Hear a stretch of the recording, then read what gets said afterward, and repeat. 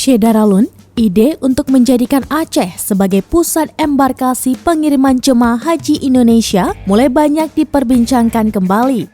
Usulan ini pertama kali dilontarkan oleh Wakil Ketua DPR RI dari fraksi Gerindra, Sufmi Dasko Ahmad pada Rabu 29 Juni 2022. Aceh memiliki historis berkenaan dengan pemberangkatan jamaah haji Indonesia. Di Pulau Rubiah Sabang terdapat bangunan karantina haji pertama di Indonesia. Komisioner Haji dan Umrah Mustoli Siraj menyebut usulan untuk menjadikan Aceh sebagai pusat embarkasi pengiriman jemaah haji di tahun-tahun mendatang layak dikaji. Meskipun begitu, ia mengingatkan urusan haji bukan sekadar urusan jarak tempuh semata. Menurutnya, ibadah haji itu sangat kompleks dan perlu dikalkulasi secara komprehensif terkait usulan Aceh dan embarkasi haji ini.